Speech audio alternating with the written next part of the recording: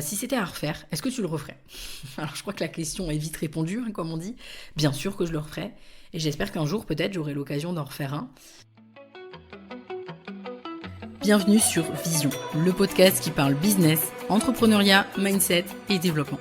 Je suis Pauline Sarda, entrepreneur depuis 2018. Mon objectif est de te faire comprendre qu'à partir du moment où tu prends tes responsabilités, tout est possible. Mais c'est seulement si tu te mets en action, et justement, c'est ma spécialité. Alors si tu veux construire et développer ton business tout en restant focus sur l'essentiel, tu es au bon endroit. Save the date pour un rendez-vous par semaine, seul au micro ou accompagné d'un ou plusieurs invités.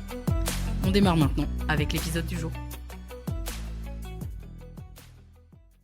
J'ai fait mon premier TEDx le 28 mars 2024 dernier et déjà, durant tout le process que j'ai un petit peu documenté sur les réseaux, notamment sur Instagram, j'ai reçu énormément de questions et aussi beaucoup d'encouragement et de soutien. Alors déjà, avant d'aller plus loin, je voulais vraiment remercier toutes les personnes qui m'ont écrit. Ça m'a vraiment beaucoup touchée, en plus de me donner de la force pour cet event.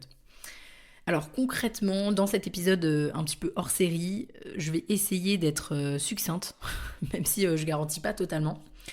Je vais déjà t'expliquer ce qu'est TEDx, parce que autant pour moi et pour plein d'autres gens, c'est évident, et peut-être que pour toi là qui m'écoutes, ça l'est pas. Donc je vais expliquer rapidement de quoi on parle quand on parle d'un TEDx. Ensuite, je vais te raconter comment j'ai réussi à avoir cette opportunité et tu vas voir que ça a été un petit périple. Et puis, je répondrai à quelques questions qu'on m'a posées sur Instagram à ce sujet parce que comme je vais aussi probablement être amenée à répondre à des interrogations en expliquant le processus, je répondrai un peu à celles qui restent et celles auxquelles j'ai pas vraiment répondu. Donc déjà, TEDx, c'est quoi ? Les conférences TEDx, c'est des événements indépendants qui sont organisés dans le cadre du programme de conférences TED. Donc peut-être que tu es déjà tombé dessus, tu vas sur YouTube, tu tapes TEDx et en fait ce sont des conférenciers qui sont sur une scène avec un rond rouge et il y a des lettres derrière, TEDx en gros. En général, ça parle quand on le décrit comme ça. Et donc les conférences TED, c'est des conférences mondiales sur plein de sujets, la technologie, l'entrepreneuriat, le développement personnel, la science, le design, enfin il y a tous les sujets en fait. Et tu peux accéder à ces conférences sur la chaîne YouTube de TED Talks. Donc c'est la chaîne YouTube sur laquelle les conférences TEDx sont diffusées, y compris la mienne. Par contre, tout le monde ne peut pas organiser une conférence TEDx dans le sens où moi, Pauline, je ne peux pas d'un coup organiser un TEDx. Pour ça, les organisateurs, ils ont besoin d'obtenir une licence auprès de TED pour justement pouvoir l'organiser tant au niveau de l'événement en lui-même que dans le respect des directives en fait et des normes de qualité TED. Parce qu'il y a des normes en fait pour pouvoir aussi faire des conférences TED, etc. Donc concrètement, ça veut dire que tu peux pas arriver avec, 20 000 slides comme tu as l'habitude de le faire quand tu animes une formation par exemple. Là, t'as pas de prompteur, t'as pas de slide, ou alors très peu, il faut simplement que ça illustre, et tu peux pas dépasser les 18 minutes. Donc c'est quand même assez cadré, parce que justement, c'est comme ça que sont nées les conférences TED. Aux États-Unis, ils en avaient marre d'avoir des conférences qui étaient hyper longues et clairement un peu, tu t'endors un petit peu, on va dire. Donc, ils ont créé les conférences TED qui, justement, doivent respecter plusieurs normes, dont le fameux ne pas dépasser les 18 minutes. Et donc, pour la petite histoire, il y a des gens qui rêvent d'écrire un livre, et moi, je rêvais de faire un TEDx, et pas du tout d'écrire un livre. Je pense que je finirais très probablement par en écrire un, mais c'est pas, c'est pas dans mes goals ultimes. Et si j'en rêvais depuis si longtemps, c'est pas pour le prestige ni la preuve sociale, même si on va pas se le cacher, ça apporte franchement énormément de crédit, mais plutôt pour l'un des messages notamment qui me tient le plus à cœur et qui fait que je me lève tous les jours. C'est un message que je transmets déjà indirectement à travers mes actions, mon entreprise, les entrepreneurs qu'on accompagne, etc. Mais j'avais à cœur d'aller plus loin et de toucher beaucoup plus largement. Donc pour info, le sujet de mon talk, c'est saisir son pouvoir d'action. Alors, je pense que peut-être tu vas sourire parce que le podcast Vision, c'est le podcast business du passage à l'action. Voilà, je suis très liée au passage à l'action. Et donc, il y a un message que j'ai envie de transmettre derrière tout ça. que je transmets de manière moins explicite dans mes actions, mais qui est beaucoup plus explicite justement sur mon talk. Donc tu auras l'occasion de le voir. Mon message ne s'adresse pas seulement aux entrepreneurs, c'est quand même plus grand que moi. Je te laisse en tout cas aller le visionner en tapant sur YouTube mon prénom et mon nom, Pauline Sarda, tout simplement, tu le trouveras assez facilement. Maintenant, à noter que c'est possible que lorsque tu écoutes cet épisode, il ne soit pas encore en ligne, parce que là j'enregistre seulement quelques jours après mon TEDx et ça prend plusieurs semaines. Mais comme un épisode de podcast a vocation à rester dans le temps en fonction de la période, tu pourras aller le voir et l'écouter. Parce que là, au moment où j'enregistre, il sort dans les prochaines semaines, là, dans moins de 2 mois, quoi, on va dire. Maintenant, je vais te parler de comment j'ai eu cette opportunité, parce qu'on m'a beaucoup aussi posé la question. Déjà, il faut revenir un petit peu au commencement quelque part. Depuis des années, je rêve de faire un TEDx et le format conférence est vraiment un des formats dans lequel je me sens le mieux et à ma place. Et d'ailleurs, c'est pas la première fois que j'en parle sur Vision. Ça s'explique pas. Peut-être que toi, comme moi, c'est le fait justement de transmettre un message, d'animer des conférences qui te fait vibrer. Mais peut-être que c'est aussi tout autre chose et que toi, ton truc, c'est, je sais pas moi, de faire des ponts entre les gens, de les mettre en relation, ou alors peut-être que c'est d'écrire, de créer, etc.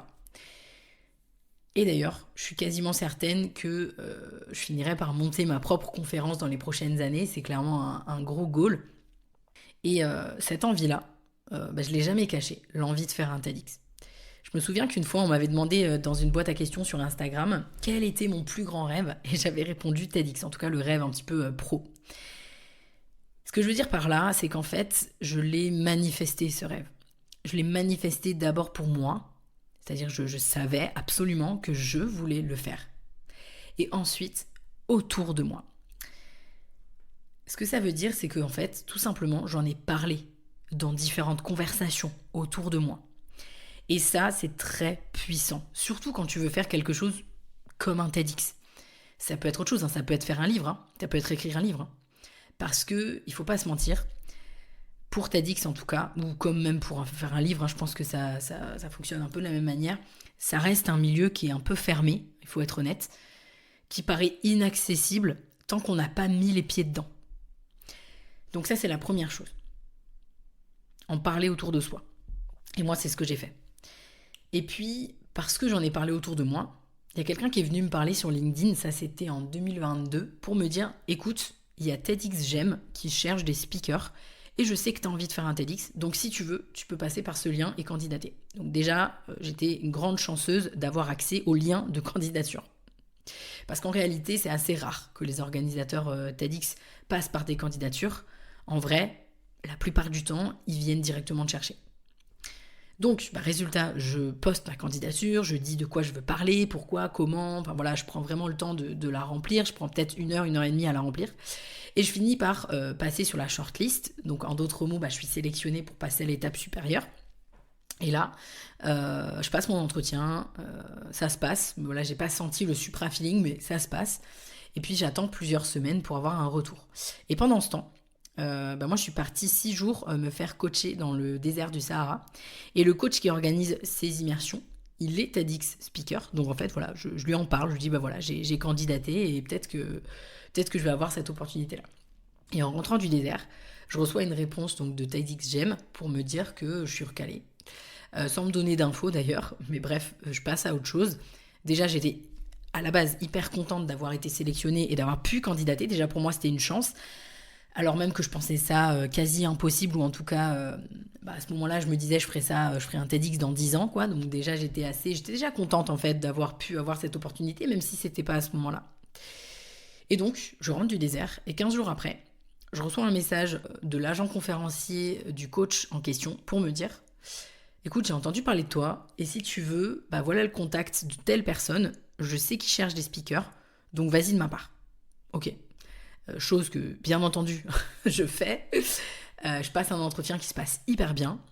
Et j'attends quelques jours. Et en fait, là, je suis sélectionnée. Donc déjà, je te laisse imaginer dans quel état je suis à ce moment-là. Hyper heureuse, j'en reviens pas et tout. Et je vais accélérer un peu le truc. Je suis mise en relation avec un coach de prise de parole. Et on me dit, c'est bon, let's go. Tu peux commencer à écrire ton talk. Il me donne aussi un petit peu les paramètres de TED. Et puis voilà, je m'exécute, quoi. Je vais dans un café, j'écris mon talk en 1h30, je me souviens. Je le fais relire, enfin je l'ai écrit vraiment en one shot. Il est sorti tout seul. Je le fais relire, je retouche deux trois trucs suite au retour, et puis terminé, mon talk est prêt. Je vois mon coach de prise de parole qui s'appelle Guy, que je salue au passage. Je ne sais pas s'il passera par là, mais clairement il m'a été d'un soutien incroyable. Donc voilà, je voulais en profiter pour le dire. Et voilà, donc on commence à bosser sur la posture, sur le texte, etc.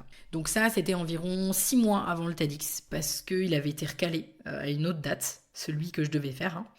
Mais en moyenne, c'est minimum 3 à 4 mois avant l'event que tu es contacté pour un TEDx normalement. J'essaye de la faire courte. 1 mois avant que le TEDx ait lieu, on reçoit tous un message. Donc nous, les 8 speakers, on reçoit un message pour nous dire que le TEDx est annulé pour cause de sponsor. Il y a un problème de sponsor. Et puis ils nous laisse comme ça, sans rien. Ok. Ok, déjà, voilà. Donc autrement dit, 6 mois de travail partis en fumée, littéralement. Donc il faut savoir qu'avec du recul maintenant, je sais que parfois ça peut arriver. Hein. Mon coach m'a dit, ça arrive, même si c'est quand même très rare. Mais voilà, c'était tombé sur moi. Et là, faut le dire, franchement, j'accuse le coup, hein, clairement. Parce que on me met mon rêve sous le nez. On me dit, tu vas le faire. Je travaille pour. Je vois mon coach régulièrement et tout. C'est dans mes pensées régulièrement. C'est un projet, etc. Et là, boum, on me dit, c'est mort. Ok. Clairement, ça n'a pas été simple. J'étais quand même en colère et assez triste, finalement, de passer à côté de mon rêve. Même si, je ne sais pas comment expliquer, mais je savais qu'un jour, je le ferais, ce TEDx. Je savais très bien que je le ferais un jour. Mais c'est juste que j'étais dégoûtée de ne pas le faire maintenant. Et je me suis dit, tant pis, ça sera dans 5 ans, dans 10 ans, je ne sais pas. Donc là, on est rendu à ce moment-là, à fin septembre 2023, pour que tu aies une idée temporelle par rapport à ma première candidature, qui date de plus de 8 mois avant. Puisque je le rappelle, j'ai fait une première candidature pour le TEDx GEM, et ensuite j'ai été sélectionnée, on est venu me voir en gros, on m'a donné le contact pour TEDx Reims. Et donc là, le TEDx Reims est annulé. Et en dehors de demander aux organisateurs de me placer sur un autre TEDx, j'avais pas beaucoup d'armes à ma disposition, donc je passe à autre chose, et puis je me dis, voilà, c'est que c'était pas pour maintenant. Puis il y a quand même mon coach de prise de parole, Guy, qui m'a appelé pour me dire qu'il croyait en moi, en mon message, et qu'en fait il me lâcherait pas, et que dès qu'il aurait la possibilité de me placer sur un TEDx, il le ferait. Et devine quoi, évidemment, en fait il l'a fait, il a tenu sa parole, je tiens à le dire, parce qu'il y a beaucoup de gens qui parlent et qui font pas. Donc c'est pas le cas de Guy qui m'a vraiment soutenu. Et donc mi-janvier 2024, j'ai été contactée par TEDx Télécom Sud Paris grâce à ses recommandations, et du coup, j'ai pu enfin faire mon premier TEDx. Donc c'est pour ça que, tu vois, je t'explique un peu le périple du truc, mais la majorité des gens qui font un TEDx, ça se passe pas comme ça, hein. C'est juste moi, je sais pas. Il fallait que je le mérite, le rêve. Je pense que ça doit être ça. Mais surtout, ce qui est fou, c'est que j'ai pu le faire sans changer le sujet de mon talk. Parce que les events TEDx, ils sont toujours soumis à un sujet chapeau. Donc autrement dit, il y a un sujet qui relie tous les speakers, mais il peut être abordé de plein d'axes différents. Évidemment, l'objectif, c'est pas qu'il y ait 8 talks qui se ressemblent, mais il y a une colonne vertébrale, en fait, et il faut que ce soit la même. Et celui-là, mon talk, il fitait parfaitement avec le sujet chapeau. Donc en fait, j'ai juste fait quelques évolutions sur le texte initial. J'ai rajouté des éléments, en fait, mais c'est resté assez minime. Je suis restée exactement dans le message que je voulais aborder, parce que ça, c'est hyper important, en fait. Si c'est pas le même message, il y a un moment donné, j'ai pas 40 messages à faire en TEDx, quoi. Donc c'est assez compliqué de sortir autre chose, en tout cas à si peu de temps d'intervalle. Ce serait 10 ans plus tard, je dis pas, mais quelques mois d'intervalle, c'est un petit peu compliqué. Donc ça, c'est l'histoire du pourquoi, du comment j'ai pu faire un TEDx. Et tu peux le voir par toi-même, c'était pas si fluide que ça non plus, mais surtout, ce qu'il faut retenir à mon avis, c'est que si tu parles pas autour de toi de ce que tu as envie de faire, que ce soit un TEDx ou autre chose, en fait, t'éloignes déjà grandement les opportunités qui pourraient se présenter à toi. Tu le sais, t'as l'habitude, c'est pas mon genre de dire t'attends que les choses arrivent. Bien entendu que non. Je pense que tu l'as vu, rien qu'avec ce TEDx-là, j'ai pas attendu que les choses arrivent. je suis quand même aussi allée le chercher, même si j'ai eu aussi de la chance et aussi je suis tombée sur les bonnes personnes. Mais si dès le début, j'avais pas cette envie profonde de le faire et que en plus j'en avais parlé à personne autour de moi, en fait là à l'heure qu'il est, j'aurais pas fait de TEDx, c'est sûr. C'est hyper important pour moi de faire le lien là-dessus. Et je vais finir maintenant sur les 3 questions qui restent qu'on m'a posées sur Instagram.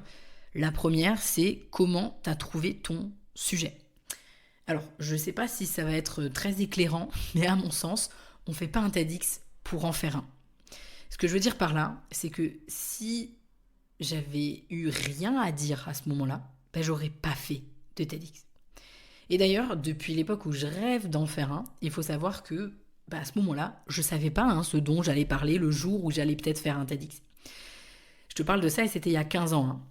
Je savais juste que j'avais envie d'en faire un, mais à ce moment-là, je savais pas ce que j'aurais à dire dessus. Mais évidemment, au moment où j'ai été contactée, ou en tout cas ça s'est fait là sur l'année avec toutes les péripéties là, dont je viens de te parler, évidemment là je savais de quoi je voulais parler. Donc comment j'ai trouvé mon sujet? Je l'ai trouvé en allant puiser quelque part dans mon why, dans pourquoi je me lève tous les jours, qu'est-ce qui est important pour moi. Quelque part, c'était si je voulais que les gens retiennent quelque chose de moi, et quand je dis de moi, c'est pas nécessairement de mon histoire, même si dans mon talk, évidemment, il y a toujours un fond d'histoire, c'est obligé. Mais je me suis posé la question, si je voulais que les gens retiennent quelque chose, ce serait quoi? C'est pour ça que ça a été assez fluide de trouver ce sujet. En fait, j'ai même pas réfléchi. Il est sorti, je l'ai dit juste avant, il est sorti en 1h30. Je suis allée dans un café que je kiffe.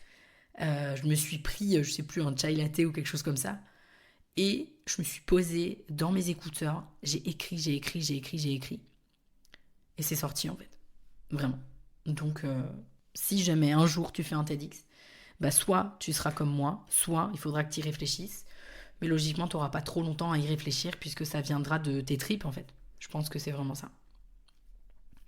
La deuxième question, si c'était à refaire, est-ce que tu le referais?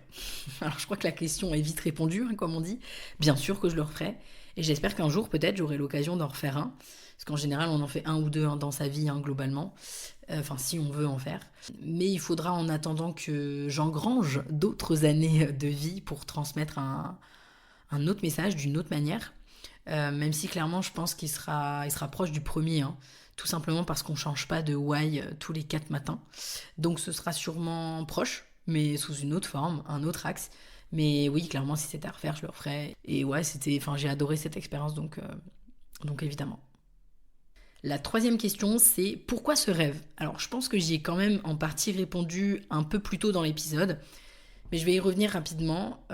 Pour moi, faire un TEDx, c'est laisser la possibilité à son message, et donc à mon message, d'exister en dehors de mes réseaux sociaux, en dehors même de mon entreprise. C'est lui laisser une place que je ne pourrais pas lui donner ailleurs. Et c'est pour ça que c'était si important pour moi. Et si on revient à l'adolescente que j'étais et qui rêvait secrètement déjà d'en faire un, je pense que c'est parce qu'à cet âge-là, c'était l'une des pires périodes de ma vie.